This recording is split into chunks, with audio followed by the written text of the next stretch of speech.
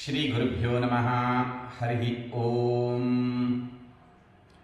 ಈಶಾವಾಸ್ಯಂ ಚಾನಲಿನ ವೀಕ್ಷಕ ಬಾಂಧವರಿಗೆ ಸ್ವಾಗತ ಸುಸ್ವಾಗತ. 2025ನೇ ಇಸ್ವಿಯ ರಾಶಿ ಭವಿಷ್ಯ. ಮೂರನೆಯ ರಾಶಿ ಮಿಥುನ ರಾಶಿ. ಮಿಥುನ ರಾಶಿಯ ಅಧಿಪತಿ ಬುಧ. ಇವರು ಹೆಚ್ಚಾಗಿ ಉತ್ತಮವಾಗಿರ್ತಕ್ಕಂತಹ ಪಾಂಡಿತ್ಯವುಳ್ಳವರು, ಸಮಯಕ್ಕೆ ತಕ್ಕ ವಾಕ್ಚಾತುರ್ಯವುಳ್ಳವರು ಕೂಡ ಆಗಿರ್ತಾರೆ. ಹಾಗೂ ಬುದ್ಧಿಶಕ್ತಿ, ಮೇಧಾಶಕ್ತಿ ಹೆಚ್ಚಾಗಿ ಇರತಕ್ಕಂತಹ ಈ ಮಿಥುನ ರಾಶಿಯವರಿಗೆ ಫೆಬ್ರವರಿ ತಿಂಗಳಲ್ಲಿ ಏನು ಫಲಾಫಲಗಳು ಇದೆ ಒಂದ್ಸಲ ನೋಡೋಣ. ರವಿಯು 8ನೇ ಮನೆಯಲ್ಲಿ ಆಯುಸ್ಥಾನವಾಗಿರ್ತಕ್ಕಂತಹ ಶನಿಯ ಮನೆಯಾಗಿರ್ತಕ್ಕಂತಹ ಮಕರದಲ್ಲಿ ಸಂಚಾರವನ್ನು ಮಾಡುವಾಗ ನೀವು ಆರೋಗ್ಯ ಬಗ್ಗೆ ಕಾಳಜಿ ವಹಿಸುವುದು ಬಹಳ ಉತ್ತಮ. ಹಾಗೂ ತಂದೆಯ ಆರೋಗ್ಯ ಬಗ್ಗೆಯೂ ಕೂಡ ಕಾಳಜಿ ವಹಿಸಬೇಕು. ತಂದೆ ತಾಯಿಯರ ಆರೋಗ್ಯದಲ್ಲಿ ಸ್ವಲ್ಪ ಮಟ್ಟಿಗೆ ಏರುಪೇರುಗಳನ್ನು ರವಿಯು ಸೂಚನೆಯನ್ನು ಮಾಡ್ತಾನೆ. ಅದೇ ರವಿಯು 9ನೇ ಸ್ಥಾನದಲ್ಲಿ ತನ್ನ ಮಗನಾದ ಶನಿಯ ಕುಂಭಲಗ್ನದಲ್ಲಿ ಸಂಚಾರವನ್ನು ಮಾಡುವಾಗ ಸೂರ್ಯನಿಗೂ ಶನಿಗೂ ಯಾವತ್ತಿಗೂ ಆಗಿ ಬರುವುದೇ ಇಲ್ಲ. ಒಬ್ಬರು ಪೂರ್ವ ದಿಕ್ಕಾದರೆ ಮತ್ತೊಬ್ಬರು ಪಶ್ಚಿಮ ದಿಕ್ಕು. ಅಂತಹ ರವಿಯು ಅಪಾಯವನ್ನು ಉಂಟು ಮಾಡತಕ್ಕಂತಹ ಸಂಭವತೆಯನ್ನು ಹಾಗೂ ಆಯಾಸಕರವಾದ ಪ್ರಯಾಣವನ್ನು ಕೂಡ ಸೂಚನೆಯನ್ನು ಮಾಡ್ತಾನೆ. ಪ್ರಯಾಣವನ್ನು ಮಾಡುವಾಗ ಆಹಾರದ ವ್ಯತ್ಯಯ ಹಾಗೂ ಆರೋಗ್ಯದಲ್ಲಿ ಏರುಪೇರುಗಳನ್ನು ಕೂಡ ತೋರಿಸಿಕೊಡ್ತಾನೆ. ಮಂಗಳ ಗ್ರಹನು ತನುಭಾವ, ಮಂಗಳ ಗ್ರಹನ ಶತ್ರುವಾಗಿರ್ತಕ್ಕಂತಹ ಬುಧನ ಮನೆಯಾಗಿರ್ತಕ್ಕಂತಹ ಮಿಥುನದಲ್ಲಿಯೇ ಇರುವುದರಿಂದ ಕೃಷಿಕರಿಗೆ ಲಾಭವನ್ನು ಹಾಗೂ ಕೃಷಿ ಸಂಬಂಧಿ ವಸ್ತುಗಳನ್ನು ವ್ಯಾಪಾರ ಮಾಡುವವರಿಗೆ ಲಾಭವನ್ನು ತೋರಿಸಿಕೊಟ್ಟರು. ಆಸ್ತಿಯ ವಿಚಾರದಲ್ಲಿ ಅಂದರೆ ಭೂಮಿಯ ವಿಚಾರದಲ್ಲಿ ಅಣ್ಣ ತಮ್ಮಂದಿರಿಗೆ ಸ್ವಲ್ಪ ಭಿನ್ನಾಭಿಪ್ರಾಯಗಳನ್ನು, ಜಗಳಗಳನ್ನು ಕೂಡ ತೋರಿಸಿಕೊಡ್ತಾನೆ. ಹಾಗೂ ಕೋಪೋದ್ರೇಕವನ್ನು ಕೂಡ ಕುಜಗ್ರಹನು ತೋರಿಸಿಕೊಡ್ತಾನೆ. ಬುಧನು 8ನೇ ಮನೆಯಲ್ಲಿ ಆಯುರ್ಭಾವದಲ್ಲಿ ಮಕರದಲ್ಲಿ ಸಂಚಾರವನ್ನು ಮಾಡುವಾಗ ಕಲಾಕ್ಷೇತ್ರದಲ್ಲಿ ಯಾರು ಮಿಥುನ ರಾಶಿಯವರು ಇರ್ತಾರೋ ಅವರಿಗೆ ಉನ್ನತ ಸ್ಥಾನಮಾನಾದಿಗಳನ್ನು ಹಾಗೂ ವಿದ್ಯಾಕ್ಷೇತ್ರದಲ್ಲಿ ಇರತಕ್ಕಂತಹ ವಿದ್ಯಾರ್ಥಿಗಳಿಗೆ ಉತ್ತಮವಾದ ವಿದ್ಯೆಯನ್ನು, ಆ ವಿದ್ಯೆಯಲ್ಲಿ ಯಶಸ್ಸನ್ನು ಅಂದರೆ ಸ್ಪರ್ಧಾತ್ಮಕ ಪರೀಕ್ಷೆಗಳಲ್ಲಿ ಯಶಸ್ಸನ್ನು ಕೂಡ ಬುಧಗ್ರಹನು ತೋರಿಸಿಕೊಡ್ತಾನೆ.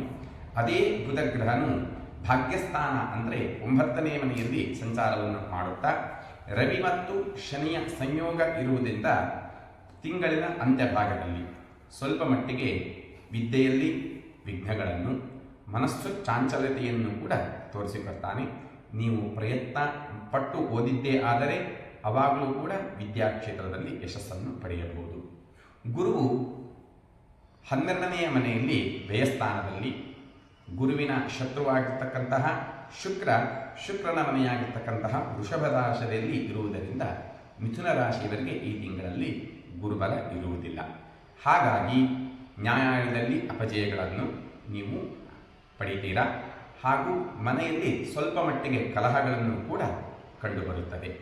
ಹಾಗಾಗಿ ಗುರುವಿನ ಆರಾಧನೆ, ಬುಧನ ದೇವರಾಗಿರ್ತಕ್ಕಂತಹ ವಿಷ್ಣುವಿನ ಆರಾಧನೆ ಅಥವಾ ವಿಷ್ಣು ಸಹಸ್ರನಾಮ ಪಾರಾಯಣದಿಂದ ಗುರುಬಲವನ್ನು ಪಡೆಯಬಹುದು. ಶುಕ್ರಗ್ರಹನು ಕರ್ಮಸ್ಥಾನವಾಗಿರ್ತಕ್ಕಂತಹ 10ನೇ ಮನೆಯಲ್ಲಿ ರಾಹುವಿನೊಂದಿಗೆ ಕೂಡಿಕೊಂಡು ಮೀನರಾಶಿಯಲ್ಲಿ ಇರುವುದರಿಂದ ನೃತ್ಯ, ಗೀತ, ಕಲಾಕ್ಷೇತ್ರದವರಿಗೆ ಉತ್ತಮವಾಗಿರ್ತಕ್ಕಂತಹ ಆದಾಯವನ್ನು ಹಾಗೂ ಸಾಂಸಾರಿಕ ಜೀವನದ ಸುಖವನ್ನು ಕೂಡ ಶುಕ್ರಗ್ರಹನು ಕೊಡ್ತಾನೆ. ಶುಕ್ರಗ್ರಹನು ಯಾವಾಗಲೂ ಕೂಡ ಲಾಸ್ಯಪ್ರಿಯ ಆದ್ದರಿಂದ ಅಷ್ಟ ಐಶ್ವರ್ಯ ಸುಖಗಳನ್ನು ಕೂಡ ಅನುಗ್ರಹವನ್ನು ಮಾಡುತ್ತಾನೆ. ಸ್ತ್ರೀಯರಿಗೆ ವಿಶೇಷವಾಗಿ ಅಲಂಕಾರ, ಆಭರಣ, ಸುಗಂಧ ದ್ರವ್ಯಗಳನ್ನು ಕೂಡ ಶುಕ್ರಗ್ರಹನು ಅನುಗ್ರಹಿಸ್ತಾನೆ. ಮಿಥುನ ರಾಶಿಯವರಿಗೆ ವಿವಾಹ ಸಂಬಂಧಿ ಕಾರ್ಯಗಳಲ್ಲಿ ಸ್ವಲ್ಪ ಮಟ್ಟಿಗೆ ಪ್ರಗತಿಯನ್ನು ಕೂಡ ಶುಕ್ರಗ್ರಹನು ತೋರಿಸಿಕೊಡುತ್ತಾನೆ. ಶನೈಶ್ಚರನು ಸ್ವಕ್ಷೇತ್ರವಾಗಿರ್ತಕ್ಕಂತಹ ಭಾಗ್ಯಸ್ಥಾನವಾಗಿರ್ತಕ್ಕಂತಹ 9ನೇ ಮನೆ ಕುಂಭರಾಶಿಯಲ್ಲಿ ಸಂಚಾರವನ್ನು ಮಾಡುತ್ತಾ ಯಾರು ಕಬ್ಬಿಣ, ಕೃಷಿ ಉಪಕರಣಗಳನ್ನು ವ್ಯವಹಾರವನ್ನು ಮಾಡ್ತಾ ಇದ್ದೀರೋ ಅವರಿಗೆ ಉತ್ತಮವಾಗಿರ್ತಕ್ಕಂತಹ ಲಾಭವನ್ನು ಕೂಡ ತೋರಿಸಿಕೊಡ್ತಾನೆ. ಸ್ವಲ್ಪ ಮಟ್ಟಿಗೆ ಪಾಪದ ಕೆಲಸಗಳನ್ನು ಕೂಡ ಶನೈಶ್ಚರನು ಸೂಚನೆಯನ್ನು ಮಾಡ್ತಾನೆ.